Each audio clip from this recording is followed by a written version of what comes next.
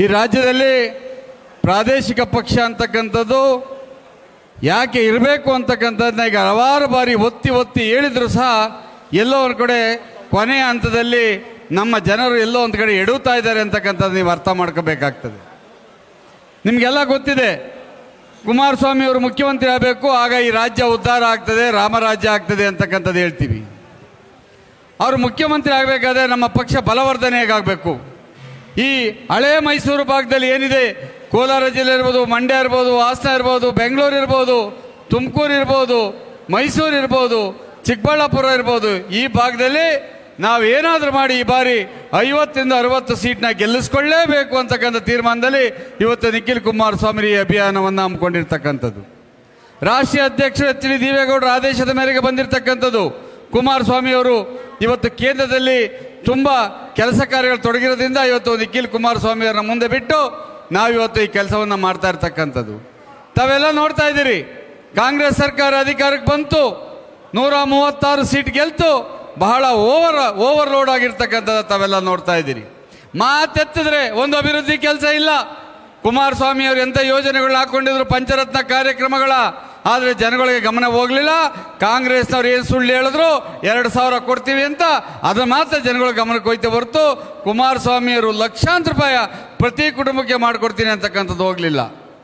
ಇವತ್ತು ಹೇಳ್ತಾರೆ ಕಾಂಗ್ರೆಸ್ನವರು, ಮಾತೆತ್ತಿದ್ರೆ ನಾವು 5 ಗ್ಯಾರಂಟಿ ಕೊಟ್ಟಿದ್ದೀವಿ, 5 ಗ್ಯಾರಂಟಿ ಕೊಟ್ಟಿದ್ದೀವಿ ಅಂತಕ್ಕಂಥದ್ದು ಹೇಳಿ ನಮ್ಮ ಅಕ್ಕ ತಂಗಿಯರಿಗೆ ಮೋಸ ಮಾಡ್ತಕ್ಕಂಥ ಕೆಲಸ ಮಾಡ್ತಾ ಇದ್ದಾರೆ.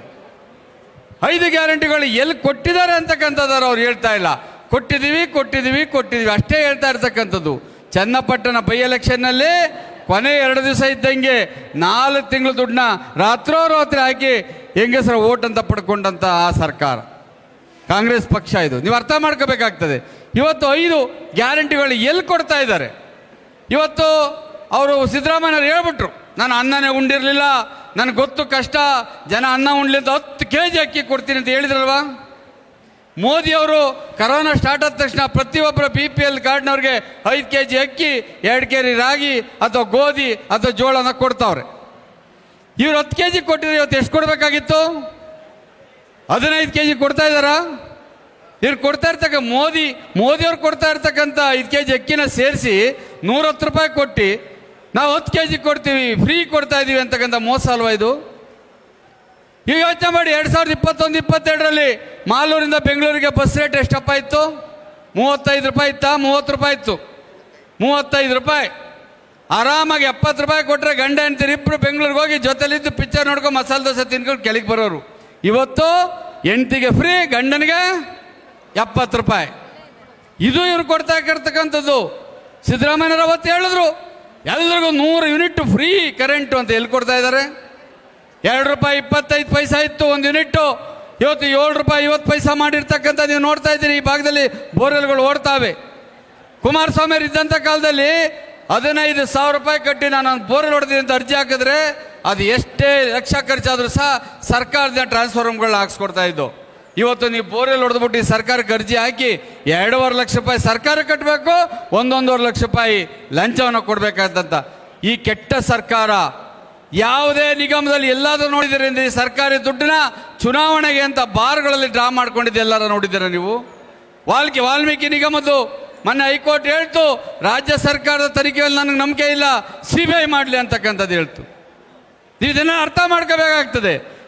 ನಿಖಿಲ್ ಕುಮಾರಸ್ವಾಮಿ ನೀವು ಬೇರೆ ಎಲ್ಲ, ಈ ಜಿಲ್ಲೆಯ ಮೊಮ್ಮಗ, ಅವ್ರ ತಾಯಿ ಯಾವ ಊರು ಅಂತ ಇಲ್ಲೇ ಗೊತ್ತಾಗ್ತದೆ, ಅವರೇ ಹೇಳ್ತಾರೆ.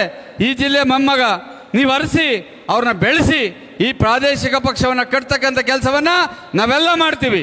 ಇವತ್ತು ಕೋಲಾರ ಜಿಲ್ಲೆಯಲ್ಲಿ ನೀವೆಲ್ಲ ಮನಸ್ಸು ಮಾಡಿದ್ರೆ ಇರ್ತಕ್ಕಂಥ 8 ಕ್ಷೇತ್ರ ಇರ್ಬೋದು, 8ಕ್ಕೆ 8 ಗೆಲ್ತಕ್ಕಂಥ ಅವಕಾಶ ಇರ್ತದೆ. ನಾವು ಮಂಡ್ಯದವ್ರು ಹೇಳ್ತೀವಿ, ಮುಂದಿನ ಬಾರಿ ತಲೆ ಬಿದ್ದೋದ್ರೆ 7ಕ್ಕೆ 7 ಜನತಾದಳ ವಾಪಸ್ ಬರ್ತದೆ ಅಂತಕ್ಕಂಥದ್ದನ್ನ ಇವತ್ತು ಘಂಟಾಘೋಷವಾಗಿ ಹೇಳ್ತಾ ಇದ್ದೀವಿ. ಅದೇ ನಾವೇನು ಯಾರೋ 2,000, 3,000, 5,000 ಗೆಲ್ತಕ್ಕಂಥವ್ರಲ್ಲ.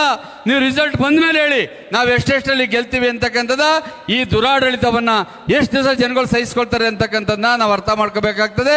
ನಿಮ್ಮಲ್ಲಿ ಕೈ ಮುಗಿದು ಕೇಳ್ಕೊಳ್ತೀನಿ, ಈ ಕ್ಷೇತ್ರದಲ್ಲಿ ಮುಂದಿನ 2028ಕ್ಕೆ ತಾವೆಲ್ಲರೂ ಸಹ ಒಗ್ಗಟ್ಟಾಗಿ ನಿಂತು ನಮ್ಮ ಪಕ್ಷದ ಬಾವುಟವನ್ನು ಆರಿಸ್ತಕ್ಕಂಥ ಕೆಲಸವನ್ನ ಮಾಡಬೇಕು ಅಂತಕ್ಕಂಥ ಮಾತನ್ನ ಈ ಸಂದರ್ಭದಲ್ಲಿ ಕೇಳ್ತಾ, ನಾನು 86 kg ಇದ್ದವಳು 71 kg ಬಂದಿದ್ದೀನಿ. ವಯಸ್ಸಾದ್ಮೇಲೆ ಸ್ಮಾರ್ಟ್ ಆಗಿ ಕಾಣ್ತೀರಾ ಅಂದ್ರೆ ಜಿನ್ನಿ. 126 kg ವೇಟ್ ಇದ್ದು ನಾವು ಈಗ 114 kg ಲೆಕ್ಕ ಬಂದಿದ್ದೀವಿ. ಯಾವುದೇ ಸೈಡ್ ಎಫೆಕ್ಟ್ ಆಗಿಲ್ಲ. 84ರಿಂದ 50 kg ಬಂದೆ, ಆಮೇಲೂ ಸಣ್ಣಗೆ ಫಿಟ್ ಆಗಿದ್ದೀನಿ. ಅದಕ್ಕೆ ನಾನು ಯೂಸ್ ಮಾಡ್ತಾ ಇರೋದು ಜೀನಿ ಸ್ಲಿಮ್.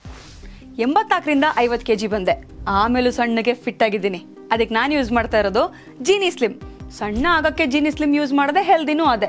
ನೀವು ಸಣ್ಣ ಆಗ್ಬೇಕಾ, ಹೆಲ್ದಿ ಆಗ್ಬೇಕಾ? ಹಾಗಿದ್ರೆ ಜೀನಿ ಸ್ಲಿಮ್ ಯೂಸ್ ಮಾಡಿ. ಸಣ್ಣ ಆಗೋದಕ್ಕೆ ಯಾವುದೋ ಪ್ರಾಡಕ್ಟ್ ಹೇಳ್ತಾ ಇದ್ದಾಳೆ, ಏನಾದರೂ ಸೈಡ್ ಎಫೆಕ್ಟ್ಸ್ ಇದೆ ಅಂತ ಯೋಚನೆ ಮಾಡ್ತಾ ಇದ್ದೀರಾ?